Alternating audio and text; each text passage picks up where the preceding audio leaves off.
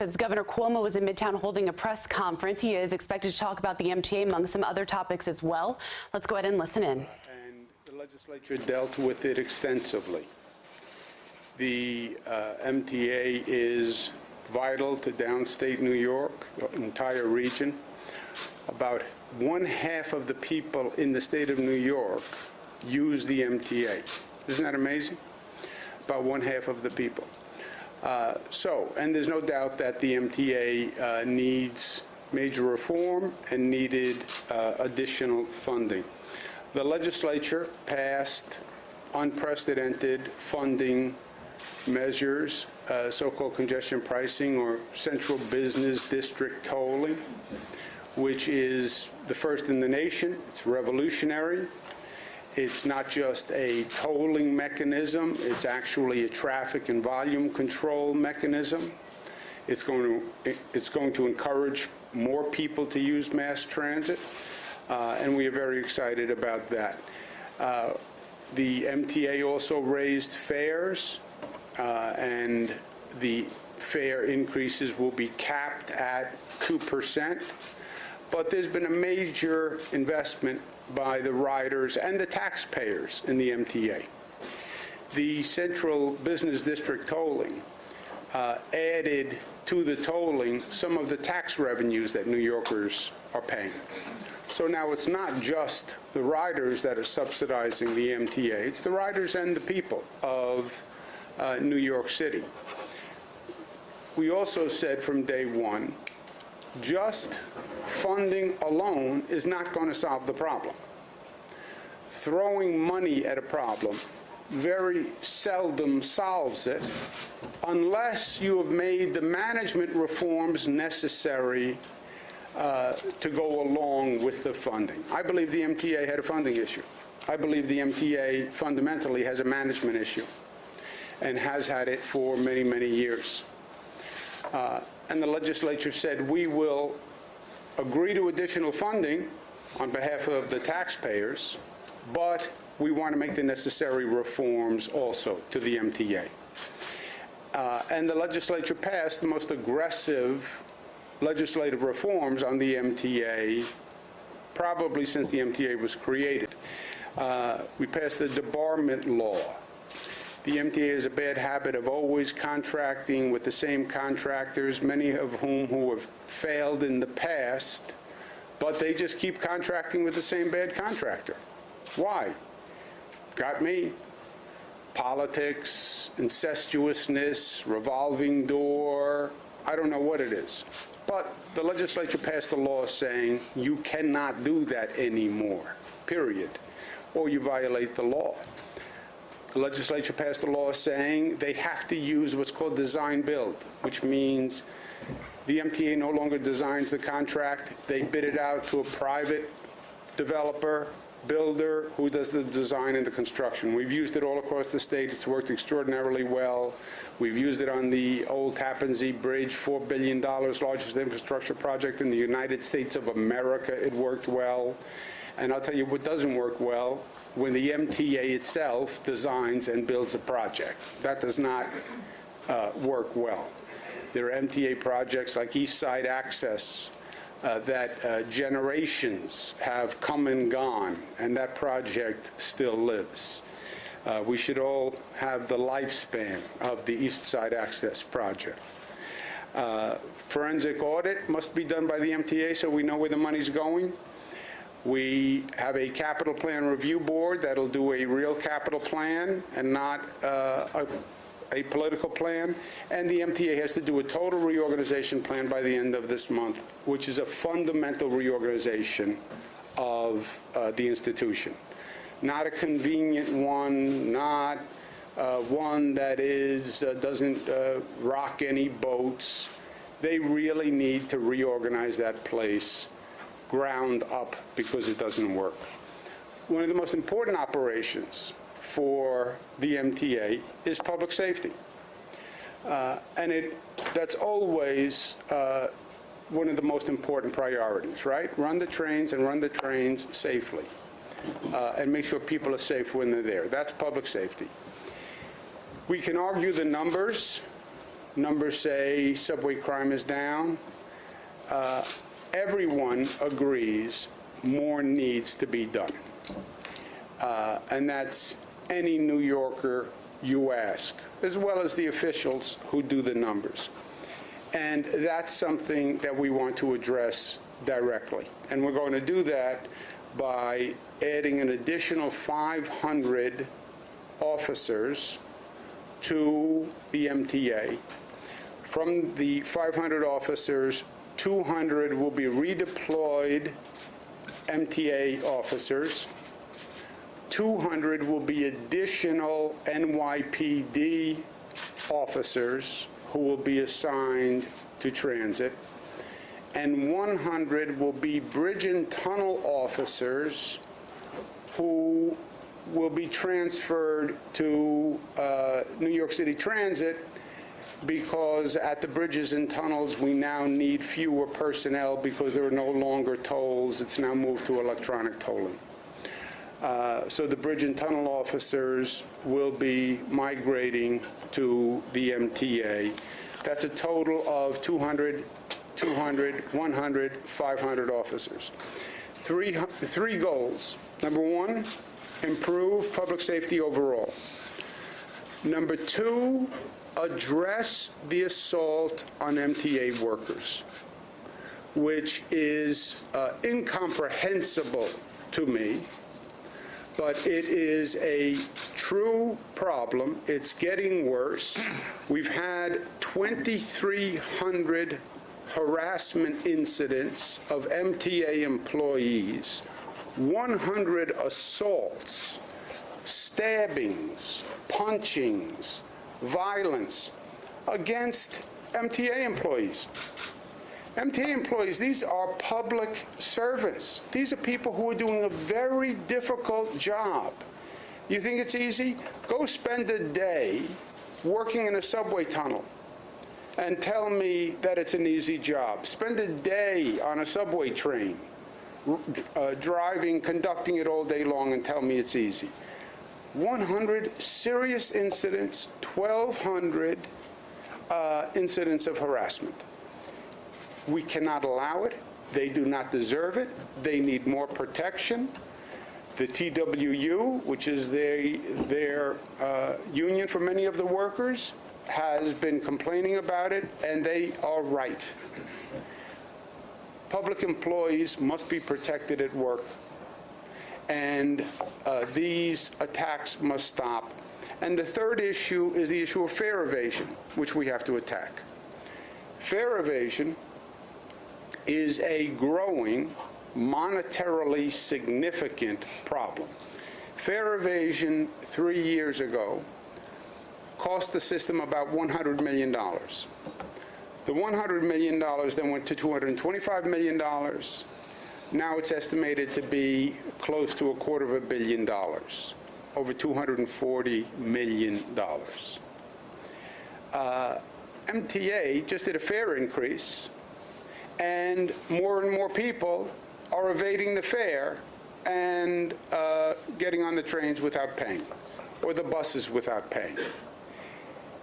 That is not only a legal violation, it's unfair to everyone. You just increase the fare on riders, and people are then exploiting it by not paying the fare at all. That has to end.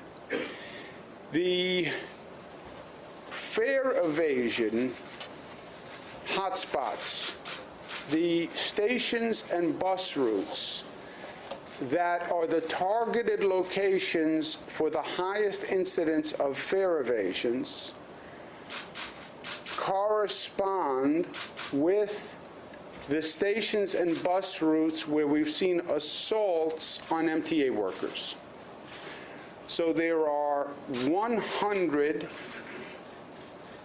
hotspots, 100 targeted locations, 50 subway stations, 50 bus routes, which will be the primary deployment for these 500 officers,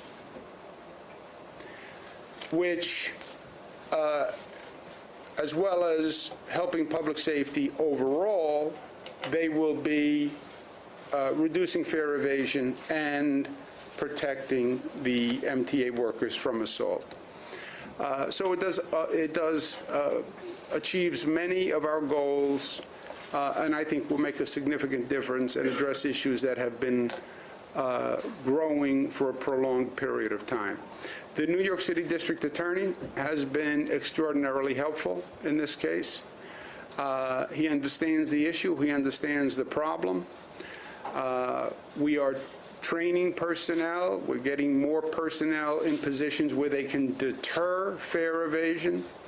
We're also looking at design changes of the subway station access to the tracks. It can't be that a gate opens for a woman who has to use a stroller, and once the gate is open, it becomes a highway for everyone to walk through. So that design research has to be done. The district attorney has been working on this issue for years. He's actually agreed to work in partnership with the MTA and the New York City Police Department, and he's going to contribute $40 million to the personnel training, the deterrence, and video. We're going to experiment with video monitoring of the gates, as well as design alternatives for specifically the gates, but generally access to the tracks. So this was a multi-pronged effort. I want to thank New York City for their commitment for 200 additional police officers. I think it is well justified. I think it was needed for a long period of time. I think the MTA is right in redeploying MTA police and moving over the bridge and tunnel officers. I want to thank the New York City District Attorney for his overall cooperation, as well as for his contribution. I want to thank the TWU, the Transit Workers Union, Tony Utano and John Samuelson, for bringing this issue of assault on MTA personnel to the forefront. They've been talking about it for years, and they were right. And I want to thank the MTA for their cooperation. With that, let me turn it over to Manhattan District Attorney Cy Vance, then we'll hear from Pat Ford. Thank you, Governor. Thank you. It's a pleasure to be here with you. And when the governor and I spoke some months ago about working collectively to address some of the issues around fare evasion, of course, I was absolutely happy to do so. And today's announcement culminates those discussions. Our office is a prosecutor's office which deals with criminal offenses. With regard to the issue of fare evasion, what few people understand is that if handled as a criminal prosecution, that case comes into court, takes the time of court officers, judges, defense lawyers, prosecutors, court time for $2.75 theft, but nothing happens in court.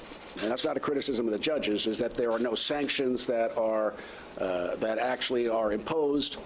And what I saw happening was an expenditure, as the head of an agency, expenditure of a lot of money for very little criminal justice benefit. It has been my belief over my 10 years as district attorney that we ought to keep our eyes on a couple of things. Number one, racial disparity in prosecutions. And with fare evasion prosecutions, those that had previously been handled were overwhelmingly men and women of color. And secondly, doing something that works rather than continuing practices that don't. I have, for these low-level offenses, been focused on prevention. And I believe that sending people into court, just cycling in and out, isn't an answer to the situation. What the governor and I think, agree on is we should be focusing also serious efforts around deterrence and prevention, which is where our $40 million are designed to go. We will be funding, as the governor indicated, design rebuild in the stations so that there will be less ability for someone to get into the subways without paying the fare. The gates that have been not closely monitored, we're going to be redesigned so that those gates don't act as a funnel for people inside and out of the subway. And there is going to be, as the governor indicated, MTA personnel at many stations who are there to be a presence to deter people from going into the subway station. So what I'm investing in is an effort to continue to reduce fare evasion, focusing on what I think will work, which is the area of deterrence. In the last year, we've reduced our subway prosecutions, theft of service prosecutions, by 96%. You heard the governor say subway crime is down.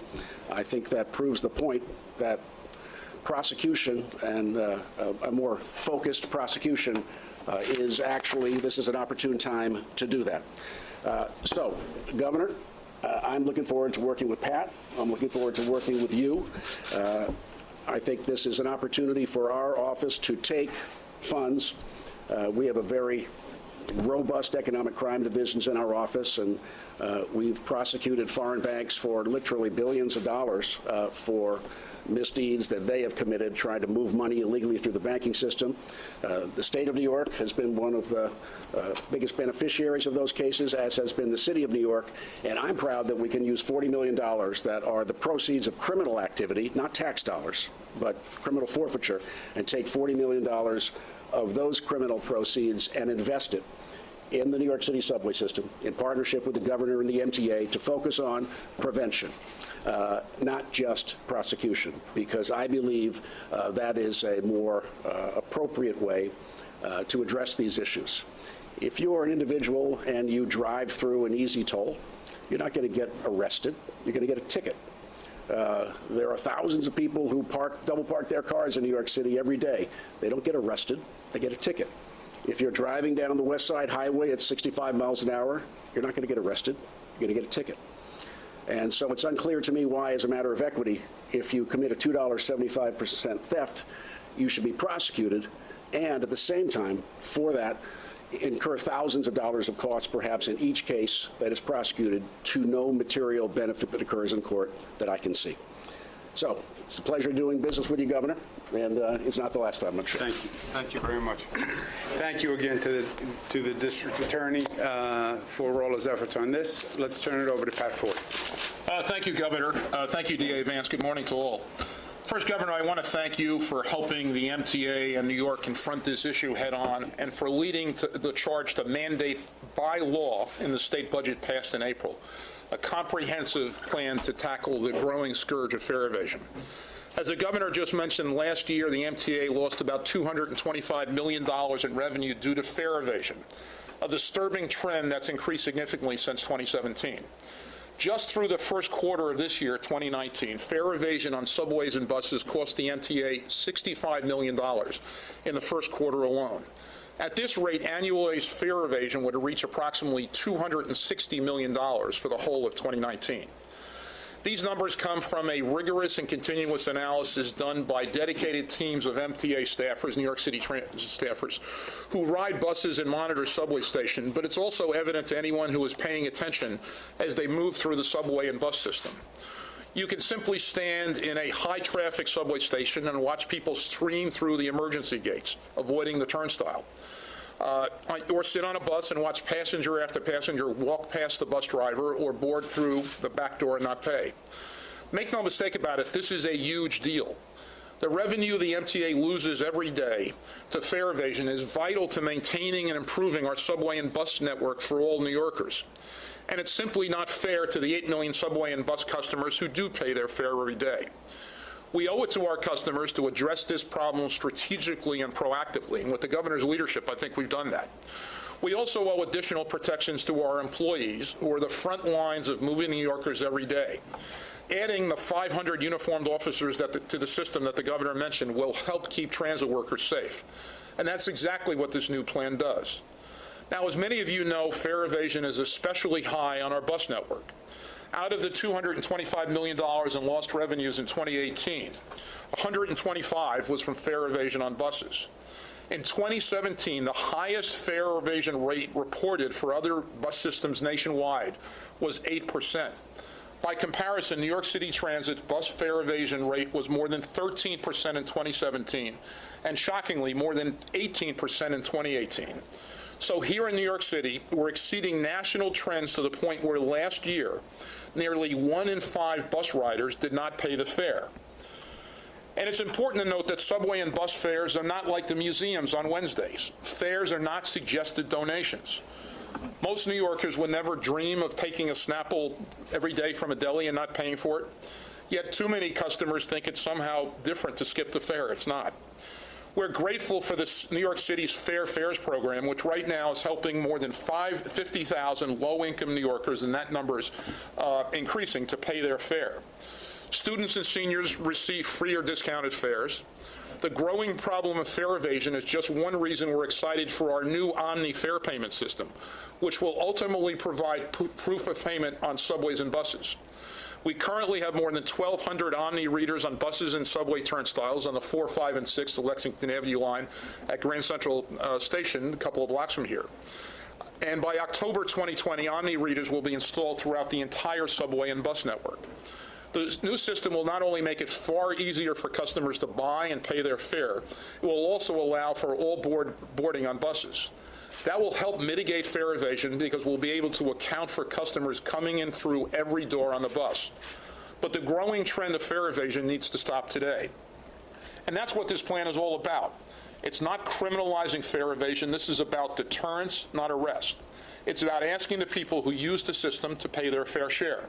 Skipping the fare deprives the MTA of critical revenues it needs to run buses and trains, re-signal the system, expand service, clean stations, and do essential maintenance. The program's long-term goal is to achieve an effective fare evasion and worker protection program that allows us to improve the system for all customers while minimizing the resources we expend to combat this escalating problem.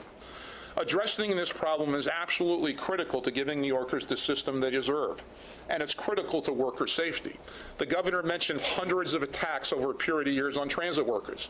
Well, just yesterday, a transit worker was violently assaulted in Harlem, a cowardly and despicable act. We're making real progress in that goal of improving subways. Our subway system is getting better, hitting nearly 80% on-time performance last month, up nearly 20% in the last 18 months.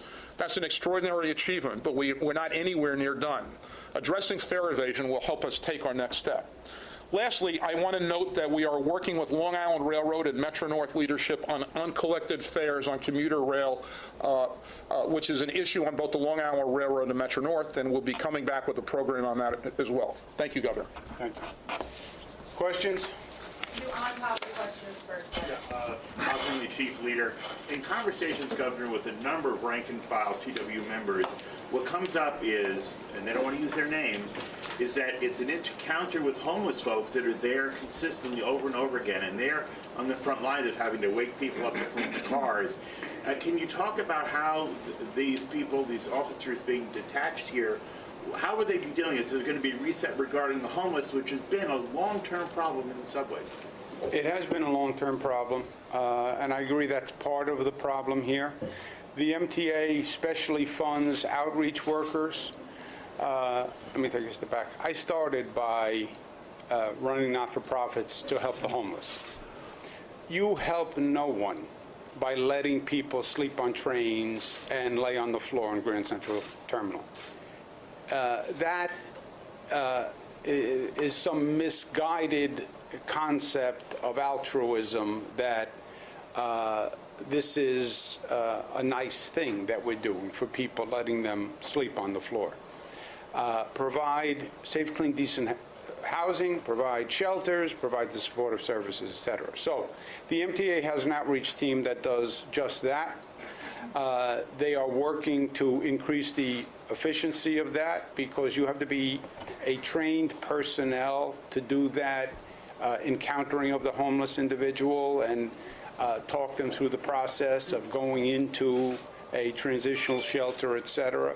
I know the New York City DA just worked with New York City in providing more funding to do that, but that's no doubt a part of the issue. Maybe permitted a follow-up? One of the practical issues here is that, would you suggest that in a working transit system, because of the people and vulnerability to the system, that laying down on the subway platform is a different circumstance than laying down on a public street in terms of the standard of law enforcement involvement? You know, I was the Attorney General a few years ago. I would have known that. Do you know, Mr. District Attorney, is there any difference legally? You lay on a platform, you lay on a street? Well, I think the MTA has a responsibility and a sort of homeowner's right to conduct that's in the MTA. I think they are both situations which we should avoid and work to avoid, doing what the governor suggested and what we, as indicated by the governor, are doing. We just funded a program with the NYPD Transit to do just that. The difference between the subway and the street may be simply one of space also. If some person lying on a subway platform, it may put other folks in danger by trying to get around that person. But honestly, the same may apply on a city street. Bottom line is the solution here is to get people out of those circumstances, and when they get out of those circumstances, to try to figure out how can we prevent them from going back to doing it again. Can I just add, I'm not going to give the former Attorney General or the sitting DA of New York County any advice, but I will note the following. Subway platforms are very limited spaces. The stairs and the staircases and elevators and escalators are crowded. Having any person, whether it's homeless or not, lying on a platform or lying on a stairway creates a real hazard and peril. The DA is right that, of course, similar behavior on a Manhattan street or a street in any borough in the city is dangerous. I think it's particularly dangerous in a subway environment. Yeah, let me just take a half step back, just to the context here, because we're talking about a number of different things. And I just want to make sure we separate. The fare evasion is on the increase. It's a monetary problem, et cetera. I agree with the district attorney that you double park, you don't get arrested. But there is a sanction. You double park, you get a ticket. You go 65 miles an hour on the West Side Highway, you get a ticket. And then you have to pay the ticket, or you go to renew your license and you can't get your license renewed. So there is a sanction. There is a financial penalty, not a criminal, civil. But there is a sanction to not doing it. And New Yorkers are smart. If I can do this, if I can double park and I'm never going to get a ticket, you know, maybe I'll double park. So the sanction has to be there, and the enforcement of the sanction, which is basically the Transit Adjudication Bureau, that has to work. You can't evade a fare, try to deter first, change behavior, but if you evade a fare, you get a ticket, and you have to pay that ticket, and that's a sanction. That is different than truly criminal activity. You assault, you stab an MTA worker. That is an assault, and you should be prosecuted for that crime, period. You're a young thug on a subway train that kicks an elderly woman in the head and then posts it on the internet for people to see. That is an assault, that is a crime, right? And let's remember in all of this, the law is still the law, right? And it has to be enforced. So there are different categories that we're talking about here. Homeless people are really even a separate circumstance, because they need special assistance, special help. They tend to congregate in the subways for obvious reasons. They always have. But we have to do a better job of reaching them. That's not an MTA employee's function. That's the MTA homeless outreach worker, which, by the way, they spend millions on this program.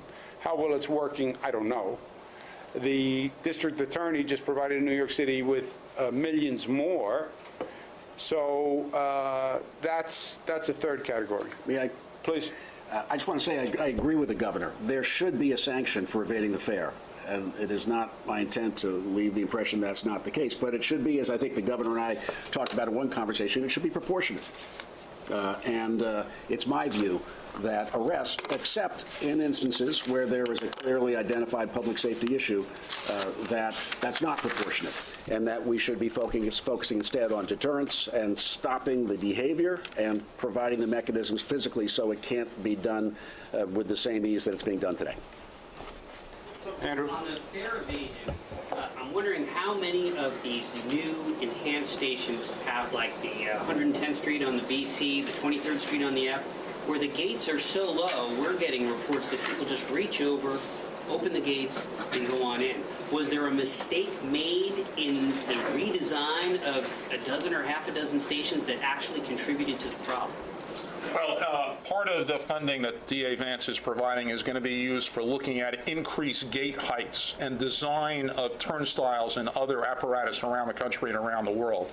The turnstiles that are used in the New York City subway system there's a certain amount of play, especially as they've been in place for a period of time, and there is an ability for some riders to be able to manipulate it. All those things, Andrew, are going to be looked at, and that is one use of the $40 million that the DA is committed to this effort. But if you're redesigning brand new stations that were just designed, does that not acknowledge that there was a mistake in the design to begin with? Well, if you're talking about the enhanced station initiative, in most cases the turnstiles weren't replaced, right? The existing turnstiles were put back in use. But the design has to be looked at, and again, that's going to be a use of a portion of the DA's $40 million. Ms. Kramer? Mr. Cuomo, what role will the video surveillance cameras play in deterring fare evasion? It's a new technology that the MTA is going to deploy and experiment with, frankly. Part of deterrent is you have a person in front of the gate. Is there a way to use a video monitoring camera to help accomplish surveillance? It said it hasn't been deployed yet, it hasn't been designed yet, but it's something that they're going to research and deploy. So my question is this: if you go through the toll plaza and you don't pay the toll, the camera takes your license plate is on record, you get a ticket. If somebody goes through the turnstile and doesn't pay the toll, how do you identify that person and send them the ticket? Well, it could take your picture, run your pic. Well, first of all, just put your picture up on the website. Everybody would say, that's Marcia Kramer. I don't know. They have to design the system. That's the whole point. But, Marcia, what I could say, I think it's sort of interesting to know how you're going to go after them. How is it going to determine? Well, it could even signal an alarm, right? It could make a noise. Go ahead, I think the MTA will also be much more aggressive with signage, and so that where there are these entrances to the subway, it will be clear that if you try to get in without paying the subway fare, there's going to be a record of it, and there may in fact be a person standing before that exit gate to make sure you don't go in. So I think people's awareness that they can't do this without being seen is important, like in anything else we try to deter. Just one question: what would the fine if you get a ticket? Like, what do you think is reasonable to pay if you don't pay your $2.75 fare? I don't know. That would have to be set, I guess, by the MTA board, or if it's not in the law. These turnstile jumpers don't care if they're getting hauled into court. What do they care about a $60 ticket? They'll get 20 of them. What happens then? Well, if you don't pay a ticket, there can be, it goes on your administrative file, so then when you go to get a driver's license or register a car, those tickets all come up. But these city people, most of them don't have cars. That's why they're taking the train. So you have all these turnstile jumpers. They don't care about being arrested. They're going to pay a fine? Well, it's not only driver's license, right? It's also ID cards that non-drivers may use, for instance, to access public buildings or public benefits. There's clearly an effect of getting a summons for theft of services, in this case for not paying the fare, and there are consequences to do it that both drivers and non-drivers will feel. Can you provide more detail about bus fare evasion? How is that going to be more strongly enforced? Is this where the police come in a more strong way? Like, will we end up seeing more officers at bus stops? Yeah, I think there's three answers to the question. The 500 additional officers that the governor described are going to be split. I'm not going to say exactly in what percentage between subways and buses. I think that's important. And additionally, there are currently Eagle teams on buses, MTA employees. Many of them are retired police officers from the NYPD and other police forces. We're increasing the number of Eagle teams. And then thirdly, in October of next year, Omni, the new fare payment system, is going to be throughout the entire subway system and bus system. We believe that the Omni rollout, and it's already, we believe, had an effect on Staten Island where usage has been high. Omni was rolled out on the Lexington Avenue line 4, 5, and 6 from Grand Central to Barclays Atlantic Avenue, and was also rolled out on Staten Island buses. We believe that we're seeing an impact on Staten Island. It's too early to tell, but Omni will be part of the solution once it's rolled out across the entire system October next year. But yes, you could also see police on bus routes, on buses, or police in that area, or police cars that can be called by the MTA bus driver. Yes. The 200 additional police officers, I mean, obviously Mayor de Blasio isn't here. Is that money coming from the city budget? City. New officers? City. The city's paying for it. City's paying for the NYPD officers. And how extensively did you talk to Mayor de Blasio about this problem? Our offices talked extensively. Last one, guys. The other 200 officers that are MTA reassigned but not from bridges and tunnels, where are they coming from?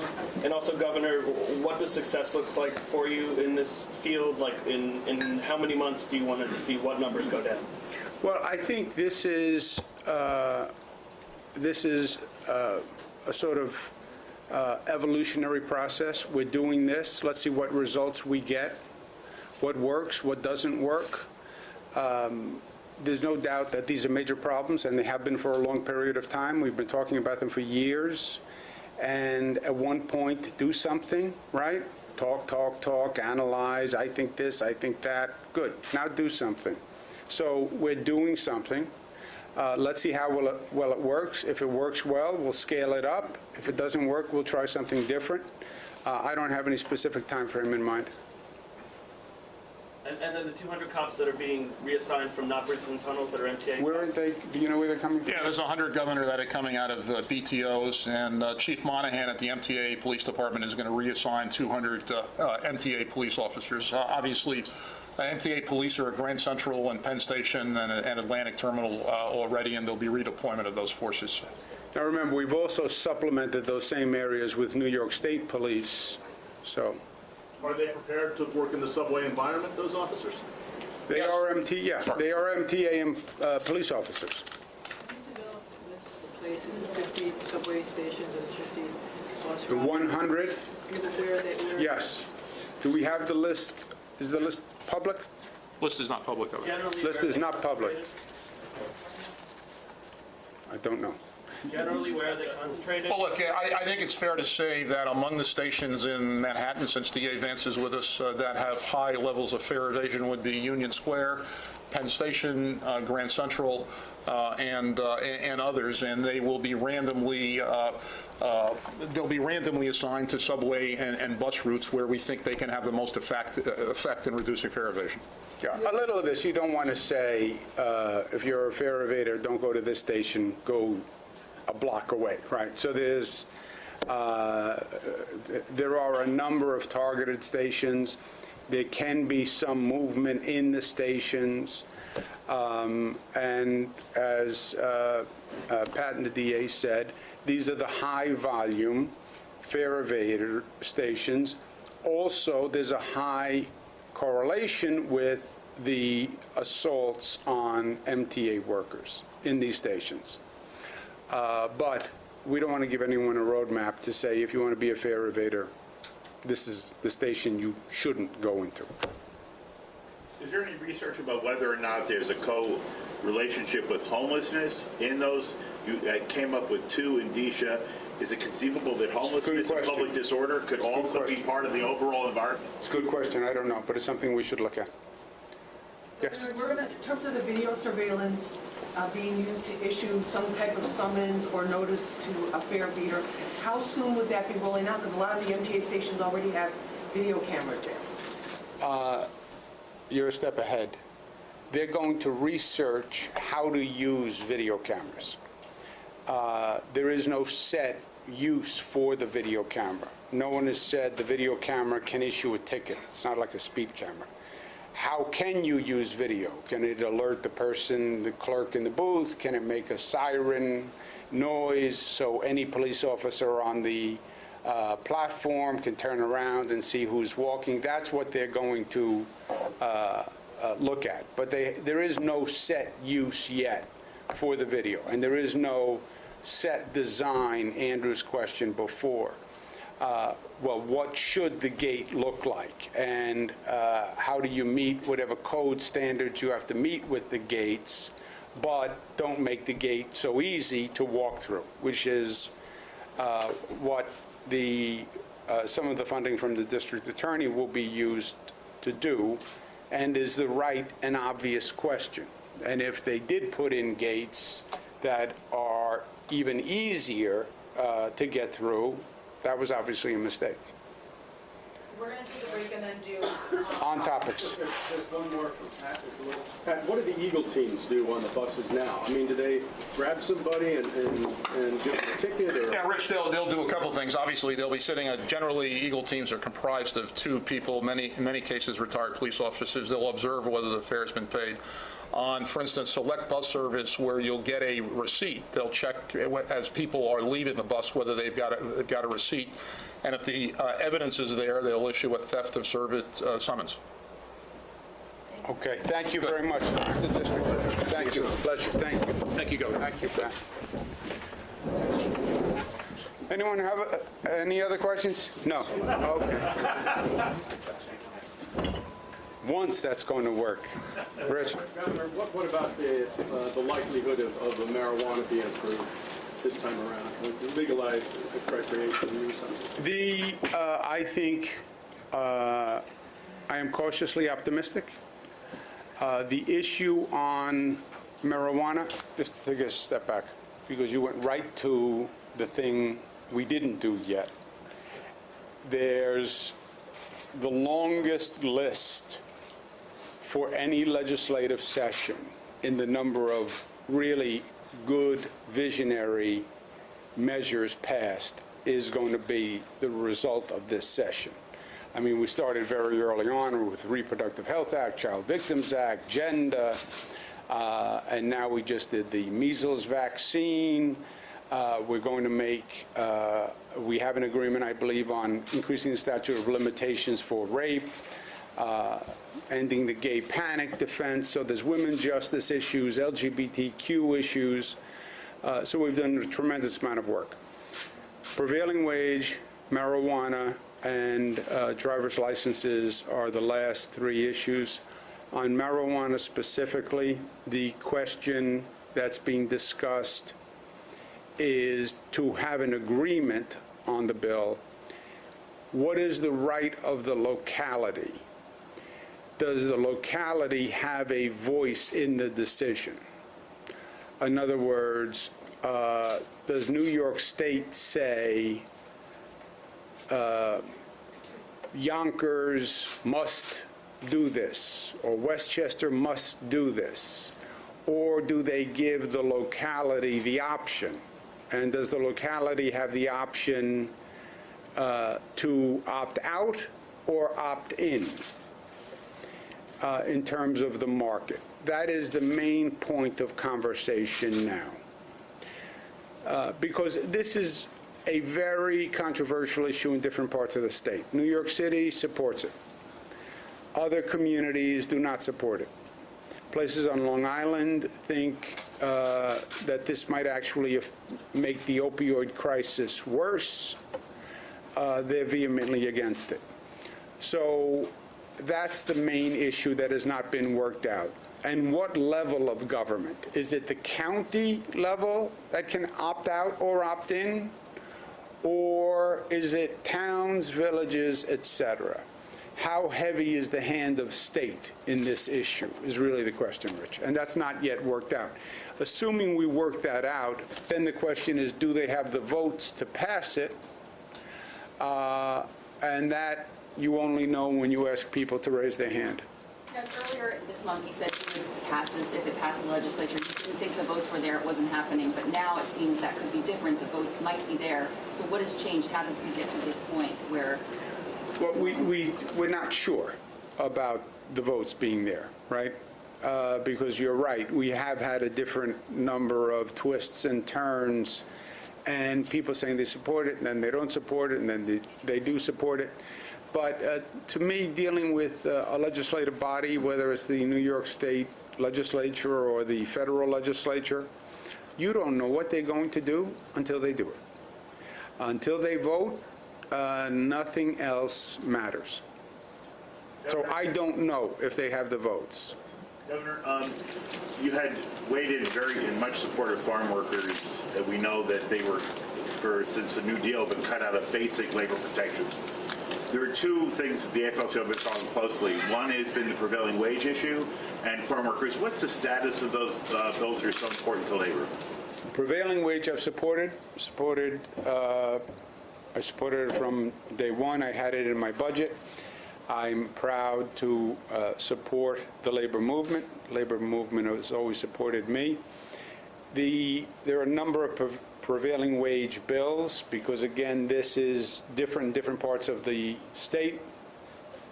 Long Island feels one way, New York City feels a different way, upstate New York feels a third way. There are some proposals I think are good, some proposals I think are bad. We do not have an agreement yet. And there's always politics and substance, right? If they pass a political bill that sounds good but does harm, I'll veto it. Because I've worked too hard to create good union jobs. I'm not going to allow a political pandering bill to actually hurt union members. On the farm worker matter? Farm worker matter, fingers crossed. I think we have an agreement. My daughters were with me yesterday, Father's Day. They have been showing up since I was Attorney General. They would go to the state capitol to protest for the farm workers bill. And it was difficult being the governors, having your daughters protesting that you're not able to pass the farm workers bill. So it would give me great joy if we could actually get it done this year. Governor, the Public Authorities Reform Act of 2009 says that board members of public authorities like the MTA have explicit. Well, we have been listening to Governor Cuomo and other officials at a press conference in Midtown. Cuomo laid out three main issues as it pertains to the MTA. That is what he started with, is what he wanted to address. The first, improve public safety overall. Second, to address the assault on MTA workers. Cuomo said it's incomprehensible and actually getting worse. The third issue the governor outlined is fare evasion. He says it's now estimated to be more than $240 million steep. The district attorney said that they will be funding design rebuild in the stations to reduce fare evasion. Cuomo also said more police will be added at subway stations to help address all of these issues. Those were just a few of the solutions that officials outlined for us. We're going to continue to follow this as the updates are made throughout the day, of course, as the transit system continues to grow and change. Right now, though, we're taking a quick break. We're going to have much more here on CBSN New York. See you in a bit.